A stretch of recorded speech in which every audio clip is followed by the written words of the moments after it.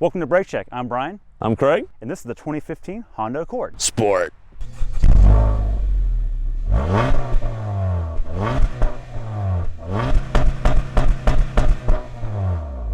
Here's what I like about the exterior. I want to start at the front. Okay.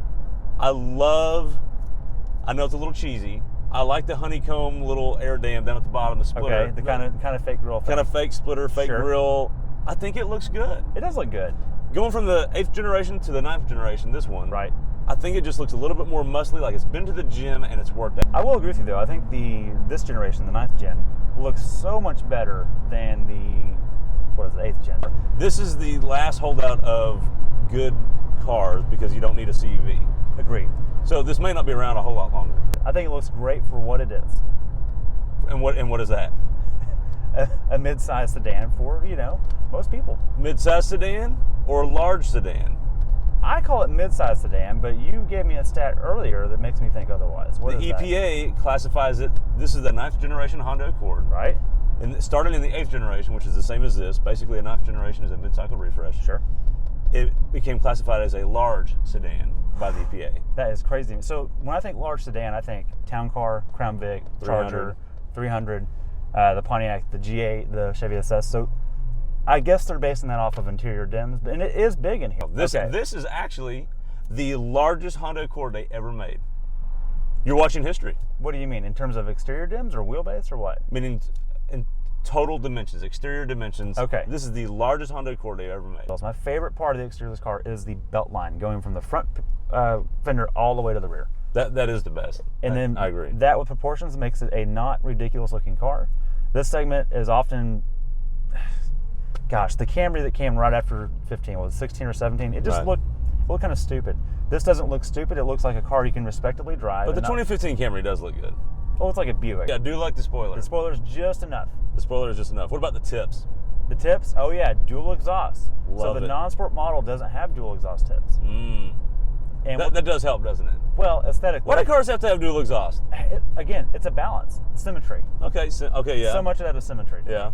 And they're real exhaust tips. They are real. They're not fake, like They're in the not. newer cars. Correct. It's a trend I don't like. Here's the problem with this car. You want to know what it is? Sure. I'm bored as hell. What? Whoa! I mean, I wish this thing had autopilot and could drive itself. Wait. Because I do not want to drive it. Wait, is that why Tesla needs autopilot? Because they're too boring to drive? It could be. Here's something I don't understand about this car. Okay. We just talked about it. This is a mid-size car or full-size car, but it is the answer to those that don't want a crossover. Right. Well, I can't help but think this. Brake check! Jackass.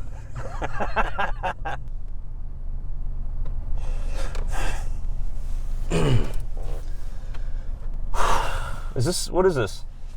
It's not a dream, that's for sure. Interior. Interior. This is a good space. It's okay. This is what do you mean it's just okay? I mean, it's What's wrong with this space? Well, it's not, okay, we talked about it being the balance, right? This is the middle car, the middle size car. The middle large car. Middle large car, that's fine. But, it's pleasant enough. It's spacious enough. I will give it that. I'm awkwardly tall. It's a large car. I keep telling you this. And this is not a problem. I can comfortably drive this. No complaints. You can fit behind yourself. I can fit by myself. Kids fit in here. They got car seat room. Yeah, it's ample room. It's a suitable replacement for a young family to not have a crossover. Is it more convenient to have this with a family or a CUV, a CRV? Okay, I want to answer this really quick. Okay. Probably the CRV. Really? Yes, it's because they don't make a wagon Accord. Ooh, so if they made a wagon, okay, I think I figured out why we keep falling asleep in this car. That's the issue. I think it's missing a manual. Yes. It's missing a rear hatch. Of course. And it's missing some sort of exhaust sound, something to make you feel alive. Agreed. Right? Agreed. Is that what this is missing? Yeah, the dullness is here, and that it's an A to B. It's a great A to B. Exactly. But that's about it. And so along those lines, this interior space, you say it's okay. It's okay. I say it's really good for what it's meant to be. It's not supposed to be a luxury car. No, that's a good point. It's not an Audi. It's not a Caddy. No. Right? Correct. It's a Honda. It's not an economy car. Although it gets great economy. Great economy. It averages 30. We've been averaging 36 when we're not messing around. Yeah. Even when we're goofing around, we're getting like 29. Here's something I do like.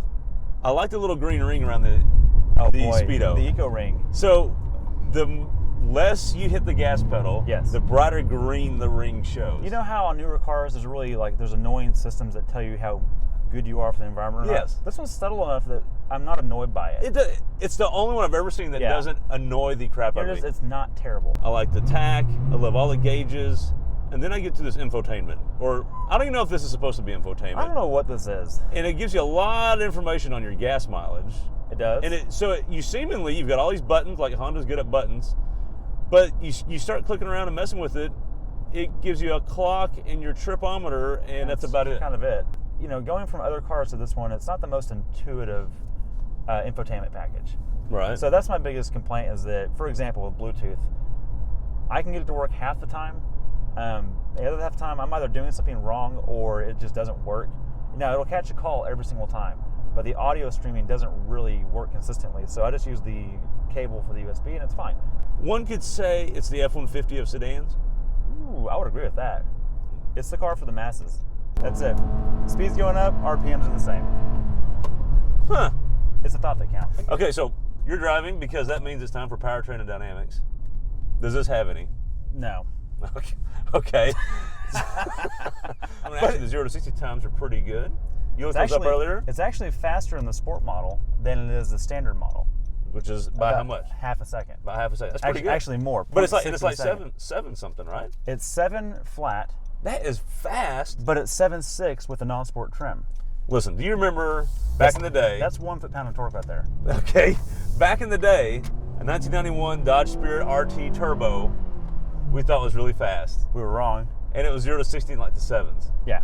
That's what this is. Is that? Why are we not excited about this car more than that? I don't know. This should be everything we want in a car. Okay, right. Actually, if this was a manual, I think we would love this car. I think so too. It'd be great. Okay. But it's not. It's a 2-speed CVT. Right. Which gets the job done. It does have one physical shift.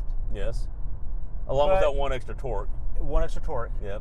And it does have a simulated shift pattern. So if I go into it's got flappy paddles, which means it's like a F1 car, right? It has 7 fake gears. Simulated gears. And it will engine brake. I love it. Whoa, baby! Oh, whoa! Yes! And then you go to sport mode and it jumps RPM even more. Man, I love it. Just be in sport mode all the time. So this is sporty. Okay.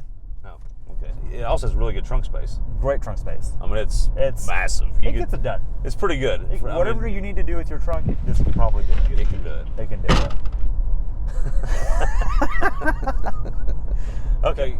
Can I interrupt? Can I talk to the viewers for a second? Sure. This guy is an over blinker. Every single time he makes a turn, every lane change, it doesn't matter what we're doing. Blinker, blinker, blinker. He barely can go straight without putting the blinker on. I've got a question for you real quick. Okay, go ahead. When was the last time you were pulled over? Let's not talk about that. Another story. And what was it for? Another episode. Turn signal. Didn't use this turn signal. Thank you, police. We like what you do. Okay, so that's actual powertrain is what? A 2.4 liter inline 4 Earth Dreams i-Vtec. I like the VTEC part. Me too. What does Earth Dreams mean? I have no idea. Okay, we'll look into that. Or not. Or not. We won't. You can. I'm not going to. Because nobody cares what Earth Dreams. Nobody knows what it means. I guess it's marketing. I guess it makes. Well, it's kind of like Ford's EcoBoost. It does. There's no boost. It does give it a hipster point. Anywhere it Earth is mentioned, you get an extra. Good point. Speaking of hipster points, let's talk hipster scale. It also has an Econ Button. It does. What does Econ Button do? I actually know what that does. Okay. When you have cruise control set, say it's at 70 miles an hour, and you lock it.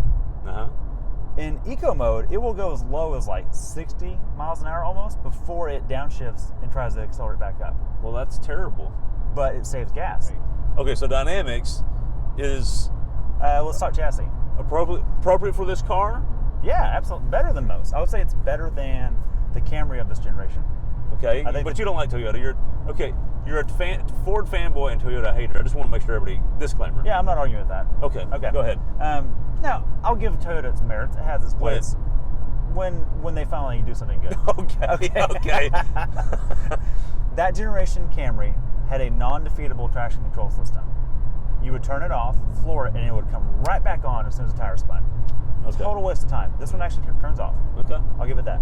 Because you really need that in a front-wheel drive car. Well, not a CVT, but if it had a manual, yeah. I'm just glad you killed Toyota for that, even though you don't need it. Sorry, Toyota. As a driver, I want to have the choice.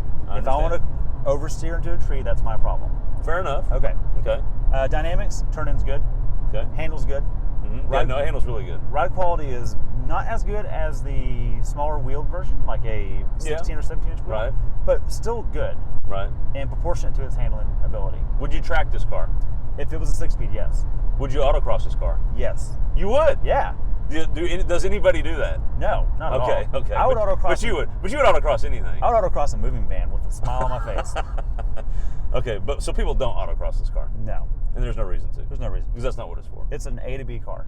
It's an A to B. But it's nicer than most A to B cars. And it does A to B unbelievably well. Yeah. It's comfortable. It's agreeable. It fits people. The only downside in my mind is the road noise on a coarse pavement highway. Right. And it's kind of tinny. It doesn't have as much sound deadening as some of its competitors do. Dynamically, it does what it's supposed to do, especially for this segment and for its intended driver. Yep. Problem is cars are dying. Well, they are. CUVs are taking over. So, with that in mind, I like this car more than I should. Me too. Who's this car for? This car is for the urban commuter, okay, the young family yes, who doesn't want a CUV. This is a great alternative to that. The few that are left. The few that are left. Yes, they're out there. They're out there. Maybe some of those are hipsters. Maybe. Well, and then you think about it. If you enjoy driving and you get this in a manual, it's still going to be a lot more fun than a crossover. That's true. So if dynamics do matter to you, this is a really great option. You know what's a really cool crossover? What's that? You're using your blinker again. I like that. So I just want to point that out. But here's a really cool crossover. A CRV, four-wheel drive, manual. They actually exist. Not anymore. Not anymore. But when they used came out, to, they were awesome. That was awesome. Yes. So, but yes, this is one of the last few cars that you can still get a manual, yep, and that's worth something. That is worth something. Hipster scale on 3. 3, 2, 1, 6. 7.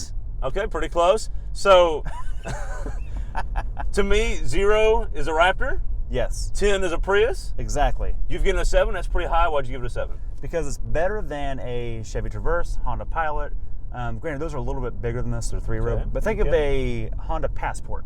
That's a 2-row alternative to this. Yes. Same seating, similar storage.